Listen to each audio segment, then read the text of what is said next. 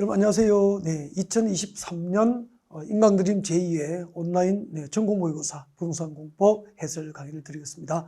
시험 보시느라고 애 많이 쓰셨고요. 3월보다는 점수가 그렇게 크게 오르지 않아도 아직까지는 괜찮습니다. 자, 41번부터 문제 같이 보겠습니다. 자, 국토교육법상 도시군 기본계획에 관련된 설명으로 틀린 것은 1번 지역 여건상 필요하다고 인정되면 인접시군 관할구역 전부나 일부를 포함한 도시군 기본계획 수립은 가능합니다. 맞죠? 그 다음에 그 도시군 기본계획 수립을 위한 기초조사에는 두 가지가 포함되어 있죠. 토지 적성평가하고 재적성 분석에 관한 사항이 포함이 되어야 됩니다. 3번 도시군 기본계획 위반일로부터 5년 이내에 토지 적성평가를 실시하는 등 대통령령이 정하는 경우에는 토지 적성평가나 재적성 분석을 포함하지 아니할 수도 있습니다. 2번이 원칙, 3번이 예외 그렇게 되죠. 정확한데요. 4번. 도시군 기본계획은 도시군 관리계획 수립에 지침이 되는 상위계획이고 또 도시개발법상 개발계획 수립에 기준이 된다. 맞죠? 이런 도시개발법상 도시개발 사업계획, 즉 개발계획은 광역도시국이나 도시군 기본계획에 맞도록 수립해야 됩니다. 그래서 도시군 기본계획은 도시개발법상 개발계획 수립에 기준이 된다. 정확하게 됩니다. 5번. 특별시장, 광역시장, 특별자치장, 특별자치도지사 수립한 도시군 기본계획을 변경하려면 국토교통부 장관의 승인을 받아야 하고, 이 부분이 틀렸죠? 여러분 잠깐만요. 도시군 기본계획은 한 개의 도시나 군 단위로 수립되기 때문에 특별시는 특별시장이 수립하죠. 광역시장이 수립하고, 세종특별자치시장, 제주특별자치도지사, 그리고 시지역은 시장, 군지역은 군수가 수립을 하게 되잖아요. 그때 특별시장, 광역시장, 특별자치시장, 특별자치도지사, 광역자치단체장 수립한 도시군 기본계획은 승인을 받아야 한다는 승인 규정이 없습니다. 이게 특징이죠. 시당 군수가 수립한 도시군 기본계획만 그렇죠. 관할 도지사 승인을 받도록 합니다. 그래서 5번이 틀렸죠. 정답은 5번이 정답이 되는 겁니다. 다음 42번. 자, 국토교육법상 기반시설 분류죠. 기반시설 분류에 관련된 설명으로 옳은 것은 하수도하고 폐기물 처리 시설, 재활용시설, 빗물 저장 이용시설, 수질오염 방지시설, 수질오염 방지시설, 폐차장은 보건위생시설이 아니고 환경기초시설. 이 기반시설 분류는 시험에 잘 옵니다. 반드시 정리하고 있어야 돼요. 1번은 환경기초시설에 해당합니다. 틀렸죠? 2번 공원, 광장, 녹지, 유원지, 공공공지, 공원, 광장, 짓지 그렇게 썼죠. 공원, 광장, 짓지. 공공문화체육시설이 아니고 공간시설입니다. 공간시설. 위에는 환경기초시설 그렇게 되죠. 기반시설 중에서 도로, 그리고 자동차 정류장, 그리고 광장은 대통령령, 즉 국토교육법 시행령이 정하는 바에 따라서 도로, 자동차 정류장, 그리고 광장은 세분이 가능합니다. 그래서 3번이 정답이 됩니다. 중요해요. 그 다음에 4번. 위 3번의 도로는 다시 일반 도로, 자동차 우선도로, 보행자 전용도로, 보행자 우선도로, 자전거 전용도로, 고가도로, 지하도로로 세분될 수 있다. 그렇게 되어 있습니다. 여기서 틀린 것은 뭐죠? 자동차 우선도로는 없죠. 자동차 전용도로만 존재합니다. 우선도로가 존재하는 것은 보행자 도로는 전용도로도 있고, 보행자 전용도로도 있고, 보행자 우선도로도 있습니다. 그래서 우선도로는 보행자 우선도로가 있습니다. 사람이 먼저다 기억하시면 되겠네요. 그죠? 그래서 우선도로는 보행자 우선도로가 있지, 자동차 우선도로나 자전거 우선도로는 존재하지 않는 게 큰 특징이 될걸요. 그래서 4번 틀렸어요. 5번. 위 3번의 광장은 교통광장, 일반광장, 경관광장, 지상광장이 존재하지 않습니다. 지하광장이 있죠. 지하광장. 그리고 건축물 부수광장으로 세분될 수 있다. 그렇게 됩니다. 이제 도로가 세분되면 4번이고, 광장이 세분되면 5번이죠. 자동차 정류장이 세분된 종류는 단독 출제가 됐었어요. 그래서 다음 나올 차는 도로 아니면 광장이다. 라고 해서 만든 문제입니다. 아마 적중할 수 있을 것 같죠? 자, 다음은 43번입니다. 자, 국토교육법상 도시군 관리계획 위반과 결정에 관련된 설명을 옳은 거 찾는 겁니다. 자, 1번. 주민은 자연녹지력과 계획관리적, 생산관리적에 산업유통개발 지정주 지정을 위한 도시공간계획 위반을 제한할 수 있고, 여기까지 맞죠? 산업유통개발 지정주 지정을 위한 도시공간계획 위반이 제한될 수 있는 대상 용도지역은 자연녹지적과 계획관리적, 생산관리적 맞아요. 그리고 이 경우 전체 면적에서 자연녹지지역 아니고 계획관리지역이죠. 그중 전체 면적 중에서 계획관리지역의 비율이 100분의 50 이상이 되어야 된다. 그렇게 되죠. 1번 틀렸구나. 2번 위반권자가 산업유통개발 지정지구 지정을 위반할 경우에는 해당 지방의회 의견을 드려야 한다. 여러분 그 산업유통개발 지정지구 용도지구잖아. 용도지역, 용도지구, 용도구역의 지정과 변경을 위한 도시공간계획 위반할 때는 해당 지방의회 의견을 드려야 한다. 그래서 2번이 정답이 됩니다. 그 다음에 3번.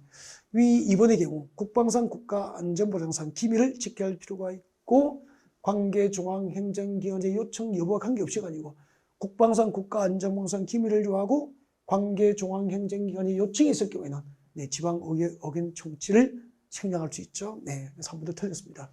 관계중앙행정기관의 요청이 있어야 됩니다. 요청 여부와 관계없이 틀린 거죠. 4번. 위 위반된 도시공관리계획은 국토교통부 장관이 직접 또는 시장구의 신청에 따라서 결정한다. 틀렸죠. 위반된 도시공관리계획 원칙적으로 누가 결정하죠? 시도지사. 시도지사가 직접 결정할 수도 있고 또 시장구의 신청에 따라서 시도지사가 결정할 수도 있게 되죠. 국토교통부 장관의 결정 대상이 아니잖아요. 틀렸잖아. 5번. 시도지사가 도시공관리계획을 결정하려면 그렇죠. 관계행정기관장과 미리 협의를 해야 되고 이때 협의 요청을 받은 관계행정기관장은 며칠이죠? 네, 30일 내에 협의 요청을 받은 날부터 30일 내에 의견을 제시하도록 그렇게 하고 있죠. 네, 옳은 것은 2번. 2번이 정답이 됩니다. 다음 44번 문제를 볼까요? 네, 44번. 자, 국토교육법상 개발인 허가와 공공시설 기속에 관련된 설명으로 틀린 것은 1번. 관리지원에서 네, 농림업용 비닐하우스, 여러분 농림업용 비닐하우스의 설치는 허가 상인과 허가받지 않습니까? 허가받지 않고 설치할 수 있죠. 오케이. 3번. 토지 형질 변경과 토속 제시 중에서 도시적과 계획관리적의 설립원에서 임도 설치나 사방 사업을 목적으로 할 경우에는 이 법에 의해서 개발이익을 안 받습니다. 안 받고 임도 설치에 관하여는 산림자원의 수등 및 관리에 관한 법률을 적용하고 사방사업원에서는 사방사업법 규정에 따르도록 하고 있죠. 네, 2번 맞게 되죠. 3번. 재복구를 위한 응급조치 목적인 개발행위는 허가 없이 할 수 있죠. 단 네, 조치 후 1개월 내에 사후 신고를 하도록 합니다. 네, 그래서 3번은 맞게 되죠. 3번도. 그 다음 4번에 사업계획을 단축합니다. 단축. 사업계획을 단축하거나 부지 면적 5% 범위에서 축소 변경은 변경에 관하여 허가를 받지 않죠. 오케이. 다음 5번. 개발허가 받은 자가 행정청인 경우입니다. 행정청. 개발허가 받은 자가 행정청일 경우에는 새로 설치된 공공시설, 여러분. 개발허가 받은 자가 행정청이든 비행정청이든 새로 설치된 공공시설은 전부 해당 시설 관리할 관리청이죠. 관리청의 무상기속이에요. 관리청의 무상으로 기속돼요. 네. 그래서 5번이 틀렸죠. 개발허가 받은 자가 행정청인 경우에는 새로 설치된 공공시설은 개발허가 받은 자에게 무상기속이 아니고 네, 해당 시설을 관리할 관리청의 무상으로 기속되고 종래의 공공시설, 이 종래의 공공시설은 그 시설을 관리할 관리청이 아니고 개발허가 받은 자에게 무상 기속된다. 그렇게 해야 되죠. 자, 그래서 5번이 틀렸다. 정답이 됩니다. 네. 5번은 난이도가 조금 있는 문제입니다. 그래서 아마 4월 모의고사에서 여러분이 정답 찾기에는 재수생이 아니면 좀 어렵지 않을까. 그래서 틀려도 틀릴만한 문제다. 그런 얘기입니다. 네. 45번. 나중에 이제 한 6, 7을 뭐 7, 8을 되어서 다시 한번 읽어보세요. 그때는 이제 정답이 보이기 시작할 거예요. 네. 잘 모아두세요. 참 좋은 문제들이에요. 네. 다음 45번. 국토교육법상 시가와 조정구역에 관한 설명으로 틀린 것은 시가와 조정구역입니다. 네. 1번. 국방상 공익상 사업청이 불가피하고 관계중앙행정기관의 요청이 있고 국토교통부 장관이 그 지정 목적 달성에 지장이 없다고 인정하는 도시공계획 사업은 예외적으로 시행할 수 있죠. 시가와 유보기간은 그렇죠. 5년 이상 20년 사이에서 유보기간은 도시공관리로 결정합니다. 3번. 한 가구당 기존 축사 면적을 포함하여 300제곱미터 이하인 허가 신청은 특별한 사유 없는 한 그 허가를 거부할 수 없다. 허가 신청 시 허가를 거부할 수 없는 사항은 시가와 조정구역에서 볼 수 있는 큰 특징이에요. 네. 그 다음에 4번. 관리용 건축으로서 기존 관리용 건축물 면적을 포함하여 33제곱미터 이하인 것은 허가받지 않고 설치할 수 있다가 아니고요. 시가와 조정구역에서 그 도시공계획 사업에 의하지 않은 개발 행위는 허가를 받지 않고 할 수 있는 임의사항 자체가 없어요. 그래서 관리용 건축물로서 기존 관리용 건축물의 면적을 포함하여 33제곱미터 이하인 것도 경미하지만 개발행 허가를 받고 허가를 받아서 설치할 수 있는 허가 대상이에요. 그래서 허가받지 않고 설치할 수도 틀렸습니다. 이 경미한 개발행위도 시가와 조정구에서는 허가 없이 할 수 있는 사항이 없어요.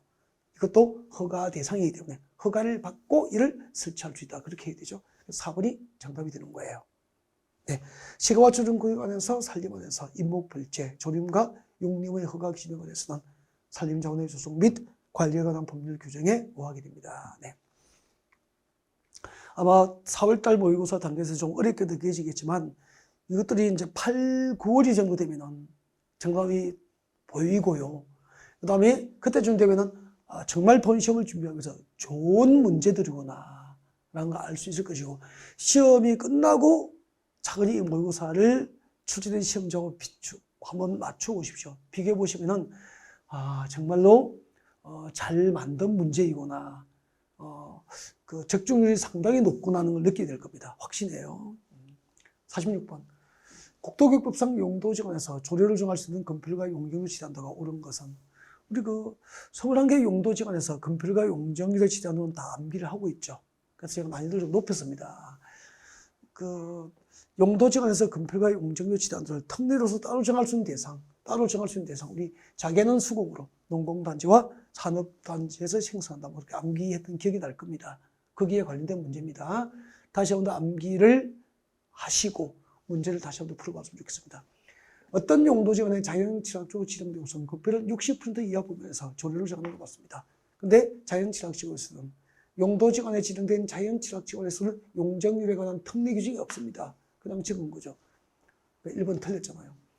도시적 밖에 지정된 개발지정지구, 도시적 외의 지역에 지정된 개발지정지구는 건폐율은 40, 용적률은 100% 이하 부분에서 시군 조례를 정하게 됩니다. 둘 모두 맞죠? 그래서 옳은 것은 2번이 정답입니다. 어떤 용도지간에 수산자원보호구역이 지정됐어. 수산자원보호구역에서 건폐율은 40, 용적률은 80이죠. 80. 용적률은 80% 이하 부분에서 시군 조례를 정합니다. 그래서 이 부분이 틀렸구나. 여기는 맞고, 그 다음에 용도지간에 지정된 자연공원입니다. 자연공원인 경우 건폐율은 60이고 용적률은 얼마죠? 100. 80이 아니고 100이죠. 100% 이하 부분에서 각 시군 조례를 정한다. 그렇게 이 부분이 또 틀렸구나. 여러분, 용도지간에 지정된 농공단지, 어떤 용도지간에 농공단지가 지정된 곳은 건폐율은 70, 용적률은 150 그렇게 되죠. 네, 진짜 중요합니다. 통째로 한 문제 나온 적도 있고, 한 줄씩은 지문에 잘 들어가니까 반드시 암기를 해야 될 부분입니다. 정답은 2번이었습니다. 자, 다음은 47번이고요. 국토교육법상 지구단위 계획에 관한 설명으로 옳은 것은 1번. 지구단위 계획의 수립기준, 대통령 능력을 정한다. 틀렸죠. 여러분, 그 지구단위 계획의 수립기준, 광역도시계획 수립기준, 도시공 기본계획 수립기준, 도시공 관리계획 수립기준, 지구단위 계획 수립기준. 수립기준은 전국이 공통적으로 같아야 되니까 중앙정부 국토교통부 장관이 정합니다. 그래서 광역도시계획 수립기준부터 지구단위계획 수립기준까지 각종 수립기준은 국토교통부 장관이 정한다. 공식처럼 기획하라고 그랬죠. 대통령이 아니고 국토교통부 장관. 그 다음에 기반시설 배치 규모, 건축물의 용도 제한, 건폐율 용적률, 건축물 높이의 최고한도, 최저한도에 관한 사항은 지구단위계획에 포함할 수 있다가 아니고 지구단위계획의 의무적 포함사항이잖아. 그래서 지구단위계획에 포함하여야 합니다. 그렇게 바꿔야 되죠. 지구단위계획 수립 시 의무적 포함사항은 암기해야 됩니다. 3번. 택지개발 촉진법상 택지개발지구에서 시행되는 사업 완료 10년이 지난 지역은 지구단위계획구역의 의무적 지정 대상이잖아요. 정답은 3번이죠. 정택이는 10년 기억나십니까? 정택이는 10년 이렇게 됩니다. 정비구역과 택지개발지구에서 시행되는 사업완료 10년이 지난 지역은 지구단위계획구역을 의무적으로 지정해야 되잖아. 또 하나가 있죠. 신호기는 30만 저희들 이렇게 외웠죠. 시가와 초중구역과 공원에서 해제된 지역 중 그 면적이 30만 제곱미터 이상이거나 녹지지역에서 주거지역, 상업지역, 공업지로 용도지역이 변경된 지역 중에서 그 면적이 30만 제곱미터 이상이 되면 지구단위계획구역을 의무적으로 지정해야 됩니다. 그래서 3번이 정답이 되죠. 지구단위계획구역 의무적 지정 대상 맞습니다. 4번 녹지지역에서 주거지역, 상업지역, 공업지로 용도지역이 변경된 구역으로서 그 면적이 얼마? 30만 제곱미터 이상이 되면 지구단위계획구역의 의무적 지정 대상이 됩니다. 10만 제곱미터인 경우에는 지정할 수 있다로 바꿔야 돼요. 임의적 지정 대상. 5번 지구단위계획구역 내 준주거지역에서 도심복합 사업 또는 소규모 재개발 사업을 시행할 경우에는 지구단위계획으로 해당 지역 용적률의 140% 이내에서 용적률을 완화 적용할 수 있다. 5번은 지난해 신설된 겁니다. 신설된 규정 꼭 알고 있어야 됩니다. 네. 그래서 옳은 것은 3번이 정답 그렇게 되고요.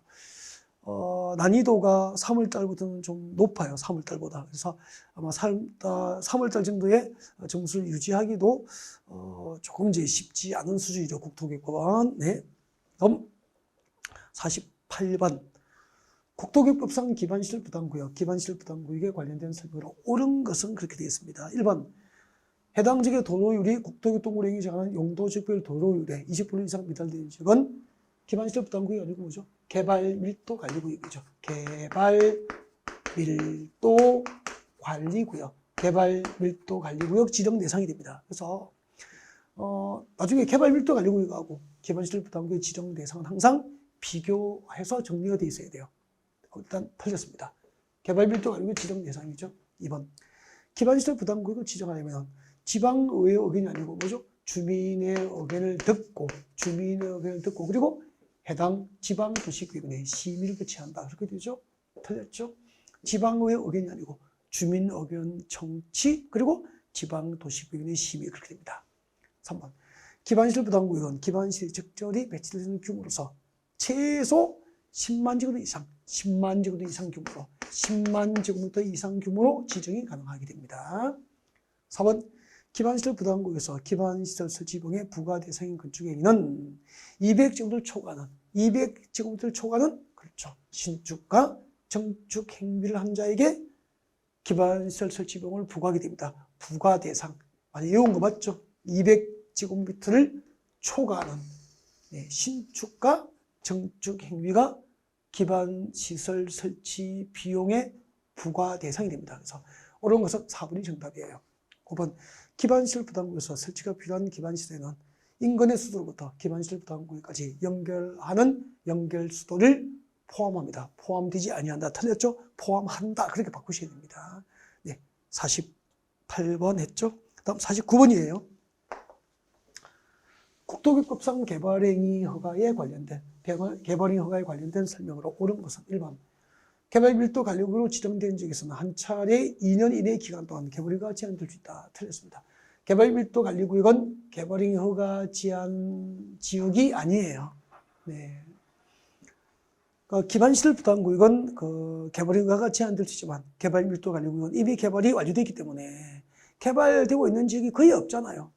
굳이 개발행위 허가를 제한할 필요가 없죠. 그래서 개발밀도 관리구역이 아니고 기반시설 부담구역은 개발행위 제한이 가능합니다.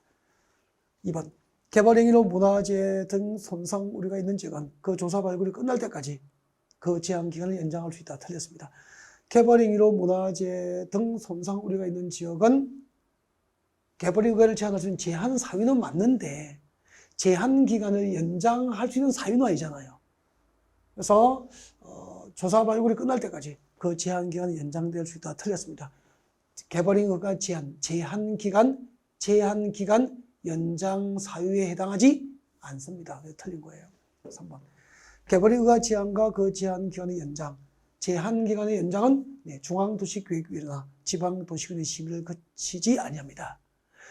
중앙도시계획위원회나 지방도시계획위원회 심의를 거치지 아니하고 연장 사유가 있을 경우에는 그 개발허가 제한 기간은 도시계획위원회 심의 없이 연장이 됩니다.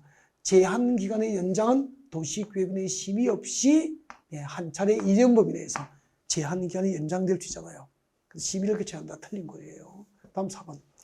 개발의 의가를 제한할 때 그 제한 사유가 없어진 경우에는 그 제한 기간이 끝나기 전이라도 그 제한을 해제해야 됩니다. 그래서 49번의 정답은 4번이에요. 5번. 지구단위 계획구역으로 지정된 지역은 그렇죠. 한 차례 3년 이내 기간 동안 개발 의가가 제한될 수 있다. 틀렸습니다. 기반시설 부담구역으로 지정되거나 지구단위 계획구역이 지정된 지역은 한 차례 3년 범위 내에서 제한할 수 있고요. 또 한 차례 2년 범위 내에서 제한 기간이 연장될 수 있기 때문에 지구단위 계획구역이 지정된 지역은 최장 3년 이내, 5년 이내의 기간 동안 개발의가가 제한될 수 있어요. 한 차례 3년 제한에 한 차례 2년 제한 기간 연장이 가능하니까 5년 범위 내에서 최대 5년 범위 내에서 제한 기간은 연장될 수 있다. 그렇게 보면 됩니다. 그래서 5번도 틀렸죠? 네, 맞는 것은 4번만 정답이 됩니다. 또 50번. 자, 국토교획법상 도시군계획시설사, 국토교획법상 도시군계획시설사에 관한 설명으로 틀린 것은 1번. 시행자는 인접한 토지, 덕야고장권이 여러분 그 도시군계획시설 사업이 결정되지 않은 인접토지, 인접한 토지 등에 관한 권리는 수용할 수 있습니까? 일시 사용입니까? 일시 사용만 할 수 있죠. 그래서 맞았습니다. 자, 도시공계획시설 사업절차에서 실시계획인가고시 되면은 이 실시계획인가고시를 공지법상 공익사업에 대한 사업인정고시가 있은 것으로 본다. 맞죠? 이런 지문은 항상 알고 있어야 되죠. 이거 낯설면 안 돼, 이런 거. 3번. 행정청이 아닌 시행, 행정청이 아닌 도시공계획시설 사업 시행의 처분에 불복할 경우에는 행정심판법에 따라서 행정심판을 제기할 수 없고요. 그다음에 행정청이 아닌 시행자니까 상급 행정청이 없어. 비행정청이니까 상급 행정청이 없다고. 그래서 행정청이 아닌 도시공계획시설 사업 시행자, 행정청이 아닌 도시공계획시설 사업 시행자의 처분에 대해서는 불복하더라도 행정심판법에 따라서 행정심판을 제기할 수 없고 누구를 대상해야 됩니까? 해당 시행자를 지정한 자, 해당 시행자를 지정한 자를 대상으로 행정심판을 제기해야 되는 거예요. 그래서 3번이 정답이 됩니다. 네. 나머지 4번, 5번 맞으니까 읽어드리지 않겠습니다. 다음 51번. 국토교획법상 행정청인 도시공계획시설 사업 시행자의 타인 토지 출입에 관련된 설명으로 옳은 것은 타인 토지 출입은 특별지방관시장, 특별자치장, 특별자치소에 허가를 받는 게 원칙인데 시행자가 행정청인 경우에는 허가받지 않죠. 허가 없이 출입할 수 있잖아요. 도시공계획시설 사업 시행자가 타인 토지를 출입할 때는 관할 특별지방관시장, 특별자치장, 특별자치소유사, 지방으로부터 출입을 허가받는 게 맞아. 단 도시공계획시설 사업 시행자 행정청인 경우에는 허가 없이 출입할 수 있잖아. 허가를 받아야 한다. 틀린 거죠. 그리고 허가를 받고 출입하더라도 출입하려면 며칠 전까지? 7일 전까지 그 출입의 일시와 장소를 토지 소유자, 점유자 관리인에게 미리 알려줘야 되죠. 7일 전까지 알립니다. 그 다음에 일출 전 일몰 후에는 그 점유자의 동의가 아니고 점유자의 승낙 없이 택지나 담장 등으로 둘러싸인 타인 토지에 출입할 수 없죠. 틀렸고 4번. 타인 토지 출입 등 행위로 손실 입은 자가 있으면 그 행위자 직접 손실을 보상하는 게 아니고 중요하다고 그랬죠. 손실을 보상할 자는 행위자가 속한 행정청이죠. 행위자가 속한 행정청 또는 도시공계획시설 사업 시행자가 손실을 보상할 자가 되죠. 타인 토지 출입 행위를 한 그 행위자가 손실을 보상하는 게 아니고 행위자가 속한 행정청 또는 도시공계획시설 사업 시행자가 손실을 보상해야 됩니다. 4번도 틀렸구나. 그럼 자동으로 5번이 정답이 되죠. 손실보상에 관하여는 손실을 보상할 자와 손실 입은 자가 협의하는 게 원칙이잖아요. 협의가 성립되지 않으면 그렇죠. 관할 토지수용의 재결을 신청할 수 있게 됩니다. 그래서 옳은 것은 5번이 정답이 되었습니다. 자, 다음은 52번이고요. 자, 국토교육법상 둘 이상의 용도지역, 용도지구, 용도구역에 걸치는 대지에 대한 행위 제한 등 적용 기준에 관련된 설명으로 틀린 것은 1번. 자, 건축물이 고도지구에 걸친 경우에는 그 건축물과 대지 첨부에 대해서 고도지구의 건축물과 대지에 관한 규정을 적용한다. 맞습니다. 이렇게 되죠. 한 개의 대지가 두 개 이상의 용도지구에 걸쳤는데 건축물이 일부라도 고도지구에 걸쳐버렸잖아요. 이럴 경우에는 면적 규모 상관없이 건축물 전부와 대지는 고도지구에 적용해야 될 건축물과 대지 규정을 적용하잖아. 이해가 되죠? 그 다음에 2번. 하나의 건축물이 방화지구와 그 밖의 용도지역, 용도지구, 용도구에 걸쳐질 경우에는 그 건축물 전부에 대해서 방화지구 안의 건축물에 관한 규정을 적용한다. 이게 원칙이잖아요. 근데 자, 건축물이 있는 방화지구와 그 밖의 용도구역의 경계가 방화벽으로 구획된 경우 그 방화벽으로 구획된 밖의 부분에 대해서는 그러하지 않다. 즉 방화지구 안의 건축물 규정을 적용하지 않는다. 그렇게 되죠. 2번이 원칙, 3번이 예외잖아요. 이거 그림 그리면 이렇게 되죠. 봐요. 하나의 건축물이 방화지구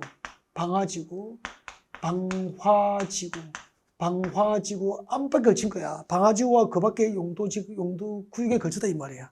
이럴 경우에는 그 건축물 전부만 방화지구 안에 건축물 규정을 적용하잖아. 대지에는 방화지구 규정을 적용하지 않잖아요. 근데 방화지구하고 그 밖의 지역의 사이에 방화벽으로 구획되면 방화벽으로 구획된 밖의 건축물 부분은 방화지구 안에 건축물 규정을 적용하지 않는다. 그 뜻이죠. 네. 그 다음에 4번. 하나의 대지가 녹지지역과 그 밖의 용도지역, 준주거지에 걸쳤죠. 한 개의 대지가 녹지지역과 그 밖의 용지를 걸치면 각 용도지역의 건축물과 토지에 관한 규정을 적용하는 게 원칙이잖아요. 네. 그런데 녹지지역 건축물이 고도지역에 걸친 경우에는 그 건축물의 대지 전부에 대해서 녹지지역이 아니고 고도지구죠. 고도지구의 건축물과 대지에 관한 규정을 적용을 하게 됩니다. 네. 그래서 정답은 5번. 5번이 정답이 되지요. 다음 53번. 도시개발법상 도시개발구역 지정제한과 요청에 관련된 설명으로 옳은 것. 조합은 특별자치도지사, 시장, 군수자에게 도시개발구역 지정을 제한할 수 있다. 여러분, 도시개발 사업 시행자로 지정될 수 있는 자, 도시개발 사업 시행자로 지정을 받을 수 있는 자는 도시개발구역 지정을 제한할 수 있어요. 누구에게 생각이 나야 되죠? 누구에게? 제주특별자치도지사, 시장, 군수, 구청장, 시장, 군수, 구청장에게 도시개발구역 지정을 제한할 수 있잖아요. 단, 도시개발 사업 시행자로 지정을 받을 수 있는 중에서 누가 제외되죠? 단, 국가, 지방자치단체, 지자체, 조합은 제한할 수 있는 자들이 제외되잖아요. 왜냐하면은 그 도시개발구역을 지정하는 단계에서는 아직까지 조합은 설립되지 않았거든요. 그래서 이 조합은 도시개발 사업 시행자로 지정을 받을 수는 있지만 도시개발구역 지정을 제한할 수 있는 자에서는 제외됩니다. 그래서 국가지방자치단체 조합은 도시개발구역 지정을 제한을 할 수가 없는 자잖아요. 네. 그래서 1번 조합은 도시개발구역 지정을 제한할 수 없다. 제한자에서 제외됩니다. 틀렸고, 이미 1번의 제한을 받은 자는 그 제한으로부터 1개월 내에 제한 내용의 수용 여부를 제한장에 통보합니다. 그래서 2번이 정답이 되네요. 맞죠? 국가철도공단의 장은 정부 추천기관이잖아요. 정부 추천기관이니까 행정임과 비행정입니다. 비행정. 국가철도공단의 장은 30만 직원 이상 규모로 국가계획과 밀접한 관리는 도시개발구역 지정을 국토교통장관에게, 비행정청은 행정청에게 도시개발구역 지정 요청이 아니고 뭐죠? 제안. 행정청은 행정청에게 요청. 비행정청은 행정청에게 요청이 아니고 제안이라고 해요. 제안. 행정은 행정에게 요청. 그래서 우리가 관계중앙행정기관장은 행정청이잖아. 장관이니까. 관계중앙행정기관장은 국토교통부 장관에게 행정청이잖아. 국토교통장관에게 도시개발구역 지정을 요청할 수 있다. 그렇게 해야 되고. 그죠? 공공기관의 장과 정부 추정기관장은 비행정청이니까 국토교통장관, 행정처에게 도시개발구역 지정을 요청을 할 수가 없고 제한할 수 있다. 그렇게 해야 되는 거죠. 그래서 3번 틀렸어요. 시장 군수구청장은 관계중앙행정위원장에게 도시개발구역 지정을 요청할 수 있다. 틀렸죠? 이게 봐요. 시장 군수구청장은 도시개발 사업시행자로부터 도시개발구역 지정을 제안을 받았는데 지정권이 없잖아요. 그래서 시장 군수구청장은 다시 도시개발구역 지정을 요청해야 돼. 누구에게? 시도지사에게 요청. 그렇게 되죠. 행정청은 행정처에게 요청이잖아. 그래서 시장 군수구청장은 시도지사에게 도시개발구역 지정을 요청할 수 있다. 그렇게 되죠. 그래서 4번 시장 군수구청장은 관계중앙행정기관장이 아니고 시도지사는 시장 군수구청 누구에게? 시도지사에게 도시개발구역 지정을 요청할 수 있다. 그렇게 되죠. 그 다음에 시도지사는 국토교통장관에게 도시개발구역 지정을 요청할 수 있다. 틀렸죠. 시도지사가 아니고 관계중앙행정기관장. 관계중앙행정기관장은 행정이죠. 국토교통장관도 행정이죠. 관계중앙행정기관장은 국토교통장관에게 도시개발구역 지정을 요청. 시장 군수구청장은 시도지사에게 도시개발구역 지정을 요청. 그렇게 해서 4번, 5번 딱 비교해서 암기를 정확하게 하고 있어야 된다고. 상당히 어렵죠. 이런 부분은. 늘 출제가 되는 부분이에요. 자주. 네. 다음 54번. 도시개발법상 도시개발구역 지정과 그 해제에 관한 설명으로 옳은 것은 그렇게 되어 있습니다. 네. 지정권자는 도시개발구역 지정을 위한 관계행정위원장과 협의를 한 경우 그 면적이 50만 제곱 이상인 경우에는 국토교통장관과 직접 협의를 해야 한다. 맞게 됩니다. 지정권자가 도시개발구역을 지정할 때는 관계행정위원장과 사전 협의를 하는 게 원칙인데 그 면적 규모가 50만 제곱 이상이면 국토교통장관과 직접 협의를 해야 된다. 정확하죠. 그래서 1번이 정답이 되고요. 이 부분은 100만 제곱미터에서 50만 제곱미터로 개정된 거예요. 알겠죠? 지정권자가 도시개발구역 지정을 할 때는 그 도시개발구역에 관계되는 지정되는 도시개발구역에 관계되는 모든 행정기관장과 사전 협의를 하는 게 원칙이지만 그 면적 규모가 50만 제곱미터 이상인 경우에는 국토교통장관과 사전 협의를 하도록 한다는 얘기예요. 그래서 1번이 정답이고 2번 도시개발구역을 2개 상의 사업시행지로 분할 지정할 경우 분할 후 각 사업시행지의 면적 규모는 얼마죠? 각각 1만 제곱미터 이상 1만 제곱미터 이상 규모로만 분할 지정이 가능합니다. 이게 분할 지정의 요건이죠. 분할 후 각 사업시행지의 면적은 10,000 제곱미터 이상일 것. 이게 분할 지정의 요건이잖아요. 봐요. 한 개 도시개발구역이야. 한 개 도시개발구역을 A지구, B지구 이렇게 2개 상의 사업시행지로 나눠서 지정하면은 분할 지정이야. 분할 지정인데 분할 지정의 요건, 분할 후 각각의 면적 규모, 분할된 각각의 면적 규모는 5,000이 아니고 1만 제곱미터 이상, 1만 제곱미터 이상 규모로만 분할 지정이 가능하다. 이게 분할 지정의 요건이에요. 한 개 도시개발구역을 2개 상의 사업시행지로 분할해서 지정하면 분할 지정. 분할 지정의 요건은 분할 후 각각의 분할된 후 각각의 면적 규모는 1만 제곱미터 이상 규모로만 분할 지정이 가능하다. 그런 뜻이 되는 거죠. 그래서 1번은 맞고 2번은 틀렸고 옳은 거니까 1번이 정답이고 도시개발구역 지정고시에 놓고 2년이 된 날까지 실시계획과 신청 없으면 2년이 된 날의 다음 날 그 도시개발구역 지정은 해제된 것으로 보다 틀렸죠? 몇 년? 3년이죠. 도시개발구역 지정고시에 놓고 3년이 된 날까지 실시계획과 신청 없이 사업이 중단되어 있으면 그 3년이 되는 날의 다음 날 도시개발구역 지정이 해제된 것으로 본다. 그렇게 됩니다. 그래서 이 경우는 사업 중단, 3번은 도시개발구역 지정 이후에 사업 중단이 구역 지정 해제 사유가 된 거죠. 그 다음에 4번. 도시개발구역 지정 이후에 개발구역을 수립할 경우 그 도시개발구역 지정 고시로부터 몇 년? 2년이죠. 2년 이내에 개발구역 수립이 고시되지 않으면 2년이 되는 날의 다음 날 그 도시개발구역 지정은 해제된 것을 본다. 이 경우, 이 4번의 경우 그 면적 규모가 330만 제곱미터 이상인 경우에는 2년을 몇 년으로 합니까? 5년으로 하여서 5년이 되는 날의 다음 날 그 지정은 해제된 것을 본다. 이게 한 2년 전인가 이 부분이 출제된 거죠. 수험생이 좀 어려워하고 싫어하는 부분을 딱 출제하더라고. 네, 54번의 정답은 1번이 정답이었습니다. 다음 55번. 자, 다음은 55번이고요. 도시개발법상 개발계획 공모에 관련된 설명. 옳은 것 1번. 개발계획을 공모하는 경우 공개 모집이죠.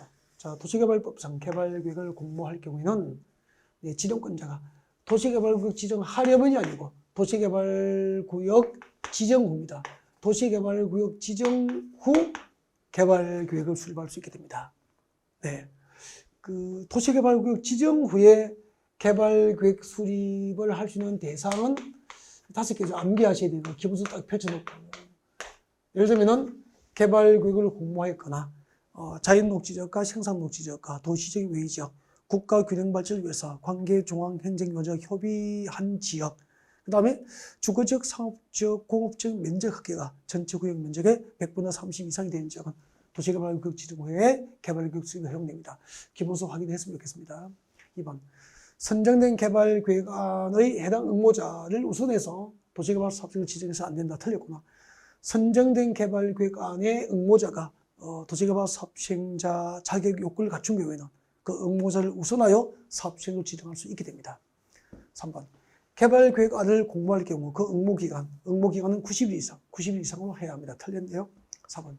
지정권자는 응모자가 2 이상인 경우에는 그렇죠. 공모심의위원회를 구성해서 제안된 개발계획안을 심사할 수 있고요.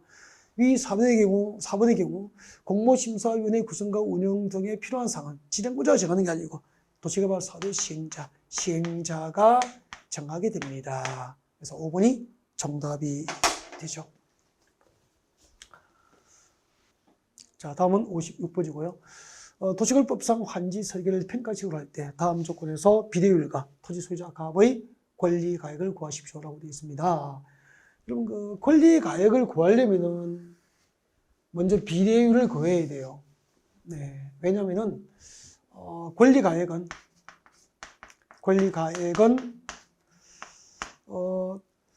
환지 전 토지나 건축의 평가액, 환지 전 토지 건축물, 환지 전 토지나 건축물의 평가액에다가 뭘 곱해야 되죠? 비례율을 곱해야 되니까. 권리 가격을 알기 위해서는 환지 전 토지나 건축물 평가액은 값을 주잖아요. 그럼 무엇을 구하면 되죠? 비례율만 구하면 되죠. 그래서 비례율 구하는 문제이면서 동시에 권리 가격을 구하는 문제라는 거죠. 네. 그럼 비례율을 먼저 구해야 되니까 비례율은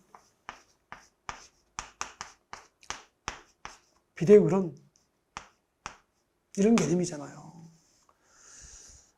환지 전 토지나 건축물의 평가액 합계 얼마죠? 100억이었어. 도시개발하기 전에 도시개발구역 안에 토지나 건축물의 권리가액을 평가하니까 100억이었는데 그 동네가 신도시로 개발되고 나니까 새로 조성된 토지나 건축물의 평가액은 190억으로 늘어났다 이 말이야. 몇 퍼센트 늘어났지? 이 개념이 비례율 개념이에요. 단 뭘 제외하고? 사업비를 제외하고. 사업비가 얼마 들어갔죠? 50억 빼주면 되잖아요. 50억을 제외하고 몇 프로 늘어났냐는 얘기죠. 그죠? 그러면은 얼마가 나오죠? 40이잖아, 40. 40%가 비례율이잖아. 190 빼기 50억은 40%잖아요. 그러면은 비례율이 40%니까, 네, 140이죠. 비례율이 140이니까, 도시개발 사업전 환지전 종전 토지나 건축의 평가액이 네, 사업비를 제외하고도 네, 종전보다 새로 조성된 토지나 건축의 평가액이 종전보다 사업비를 제외하고도 1.4배, 140%가 증가된 거예요. 비례율이 140%를 알면은 갑의 환지전 종전 토지나 건축의 평가액이 1억이잖아요. 1억 곱하기 140%, 1.4는 1억 4천이 되는 거죠. 1억 4천. 1억 4천만 원이 권리가액이 되는 거죠. 2번이 정답이 되죠. 2번이 정답이 되는데, 이것도 이제 비례율 개념을 모르면 풀 수 없는 문제죠. 뭐, 잠시 외워서 뭐 풀거나 그렇게 할 수가 없죠. 근데 걱정할 필요는 없지 뭐. 공법의 계산 문제는 한 문제도 안 나온 적이 최근 5년은 한 문제도 안 나왔으니까 이제 마장을 위해서 최선을 준비하기 위해서 만든 문제고요. 나올 수는 있겠죠 뭐. 가능성이 높진 않다. 그래서 나중에 이제 일단 모의고사 문제에서 이렇게 설명을 드리고 해설을 간단히 드리고 나중에 이제 그 총정리 이론 강의에서 이 부분을 찾아서 강의를 듣고 한번 풀어보세요. 풀린다고. 또 주제 가능성이 높지 않으니까 시간이 아까우면 그냥 넘어가세요. 넘어가시고 나중에 문제풀이 할 때, 예상 문제풀이 할 때 다시 좀 더 구체적으로 설명을 하도록 그렇게 할게요. 그 다음에 57번. 도시개발법상 지정권자의 승인 대상을 모두 묶은 것은 수용 방식의 도시개발 사업 출처에서 지정권자의 승인 대상, 지정권자의 승인을 받아야 할 것. 자, 그 원행지를 공급할 때 도시개발 사업 시행자가 원행지를 공급할 때는 그 원행지 공급에 관하여 지정권자의 사전 승인을 받아야 됩니다. 그리고 수용 방식으로 조성된 택지 등을 공급할 때는 조성토지 공급 계획을 작성하여 그 조성토지 공급 계획에 대해서 역시 지정권자의 승인을 받아야 됩니다. 그 새로 수용 방식의 도시개발 사업 출처에서 원행지를 공급받거나 택지 등으로 조성된 토지를 공급받거나 사용할 자로부터 도시개발 사업 시행자 그 대금 전부나 일부를 미리 받죠. 이것을 뭐라고 하죠? 선수금 수취. 도시개발 사업 시행자가 선수금을 수취할 경우에는 지정권자의 사전 승인을 받아야 됩니다. 그리고 도시개발 사업 시행자가 토지 상환 채권을 발행할 때는 그 토지 상환 채권 발행 계획에 대해서 지정권자로부터 발행 계획 승인을 받죠. 여러분, 도시개발법상 도시개발 채권을 발행할 때는 누구에게 승인받죠? 도시개발 채권 발행 계획은 지정권자의 승인이 아니고 이거 나야 되죠. 행정안전부 장관, 행정안전부 장관의 승인을 받게 됩니다. 그래서 지정권자의 승인 대상은 기역, 니은, 디귿, 리을 4번이 정답이 되는 거예요. 네. 58번까지 하고 휴식을 할까요? 네, 58번. 도시개발법상 환지 처분의 효과에 관련된 설명입니다. 옳은 것. 자, 환지 처분이 공고되면 환지 처분 공고된 다음 날 청산금이 결정된다. 틀렸습니다. 여러분, 청산금은 결정은 언제 하죠? 도시개발 사업 시행자가 환지 처분을 하는 때 결정됩니다. 이 결정식이에요. 네. 환지 처분이 공고된 날, 환지 처분이 공고된 날의 다음 날 청산금이 확정됩니다. 여기서 확정식이에요. 확정식이. 청산금은 언제 확정되죠? 환지 방식의 도시개발 사업 출처에서 환지 처분이 공고되면 그 환지 처분이 공고된 날의 다음 날 확정. 도시개발 사업 시행자가 환지 처분을 하는 때 결정식이 환지 처분을 하는 때, 확정식이 환지 처분이 공고된 날의 다음 날 이렇게 되죠. 네. 처음에 좀 낯설죠. 나중에는 똑같은 게 계속 반복됩니다. 2번. 채비지는 처분해서 도시개발사 경부했을 수 있도록 환지 계획서 정한 자 가지고 누가 정해야 되죠? 시행자가 소유권을 지정합니다. 보류지는 시행자가 아니고 누구죠? 보류지는 환지 계획에서 정한 자. 환지 계획에서 정한 자. 환지 계획에서 정한 자가 각각 환지 처분이 공고된 날의 다음 날 그 소유권을 지정하게 되죠. 다음 3번.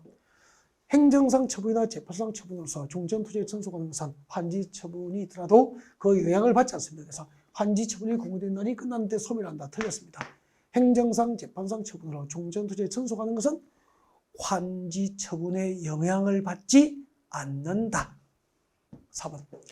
도시개발구역의 토지에 설정된 지역권은 지조가 있잖아요. 절개가 있죠. 그래서 도시개발구역의 종전토지에 설정된 지역권은 환지 처분이 공고되더라도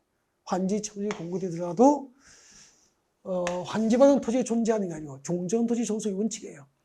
도시개발구역의 토지에 설정된 지역권은 종전토지, 환지 처분이 공고되더라도 종전토지에 그대로 존속하는 게 원칙이라 단 도시개발 사업 시행으로 행사할 이익이 없어진 지역권은 환지 처분이 공고된 날이 끝나는 순간 종전토지에서 소멸합니다. 환지로 이전하지 않죠. 틀렸고. 5번. 환지 계획에서 정해진 환지난, 환지 처분이 공고된 날의 다음 날부터 그렇죠. 종전 토지로 본다. 이게 환지 처분의 효가 1번이 이거잖아요. 정답은 5번이죠. 5번. 네. 59분부터 네, 잠시 휴식 후에 진행하겠습니다.